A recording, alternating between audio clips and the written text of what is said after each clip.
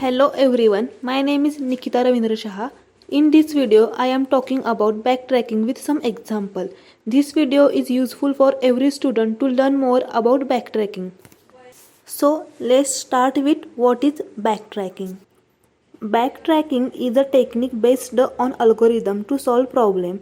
It uses recursive calling to find the solution by building a solution step by step increasingly values with time. It removes the solution that doesn't give rise to the solution of the problem based on the constraints given to solve the problem. Backtracking algorithm is applied to some specific type of problems. First one is decision problem used to find a feasible solution of a problem. Second one is optimization problem used to find the best solution that can be applied. Third is enumeration problem used to find the set of all feasible solutions of the problem. That means backtracking is a methodical way of trying out various sequences of decision until you find one that works. That means it is used to solve problems in which a sequence of objects is chosen from a specified set so that the sequence satisfied some criterion. Here is one example of backtracking. We are taking a very simple example here in order to explain the theory behind a backtracking process. We want to arrange three letters A, B, C in such a way that C cannot be beside A. According to the backtracking, first we will build a state space tree. We will find all the possible solutions and check them with the given constraints. We will only keep those solutions that satisfy the given constraint. The possible solution of the problems would be first ABC, second ACB, third one is BAC, fourth is BCA, fifth is CAB, and last one is CBA. Nevertheless, the valid solution to this problem would be the ones that satisfy the constraints, which keeps only A, B, C and C, B, A in the final solution set. Here is another example of backtracking. For example, consider the Sudoku solving problem. We try filling digits one by one.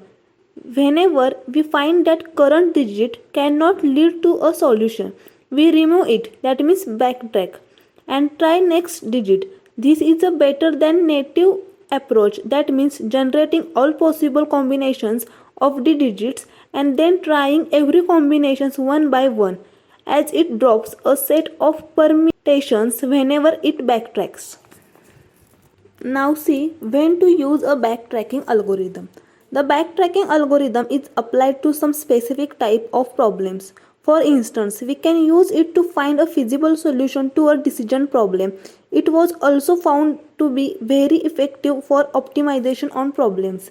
For some cases, a backtracking algorithm is used for the enumerational problem in order to find a set of all feasible solutions for the problem.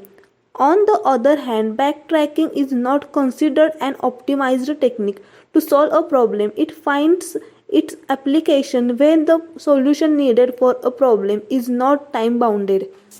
Here is the example of backtracking using n-queens problem. A classical example of backtracking is the n-queens problem. Given a chessboard of size n, the problem is to place n queens on the n into n chessboard. So no two queens are attacking each other. It is clear that for this problem we need to find all the arrangements of the positions of the n queens on the chessboard, but there is a constraint: no queen should be able to attack another queen. Now see algorithm of backtracking using n-queens problem. We start this algorithm with an array Q of n and a parameter k that represents the index of the first empty row. The position of the queens on a n into n chessboard is stored using an array Q of 1 to up to n, where Q of I indicates which square in row I constrain a queen. First we check if the size of the variable k is greater than the size of n. If this condition satisfies, we return the array Q of n. If k is less than n, we check the queen's current position with the index value. If it is non-attacking position for placing a queen on the chessboard, we save the I index in the array Q of n. Like this, we explore all the position on the chessboard by calling the nQueen function recursively. Here is the explanation of that algorithm that I have already told you.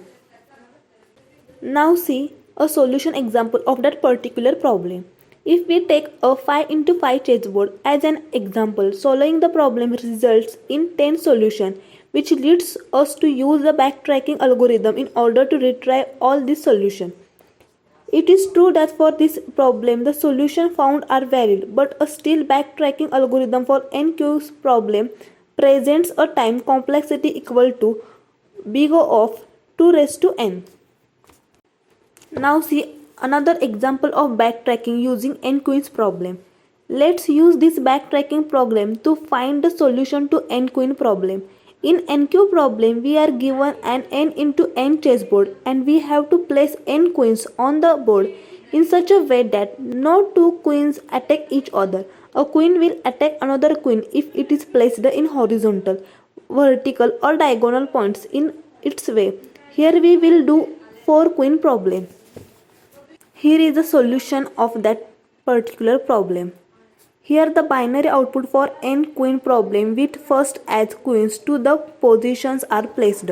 For solving n queen problem, we will try placing queen into different position of one row and checks if it clashes with other queens, if current positioning of queens, if there are any two queens attacking each other. If they are attacking, we will backtrack to previous location of the and change its position and check clash of queen again. Now last one is the conclusion. In this video, we have discussed the general ideas of backtracking technique. We also presented an algorithm that uses backtracking. Backtracking remains a valid and vital tool for solving various kinds of problems, even though this algorithm's time complexity may be high as it may need to explore all existing solutions. At the end of this video, I think you understand what backtracking is and some of the examples. Thank you for watching my video.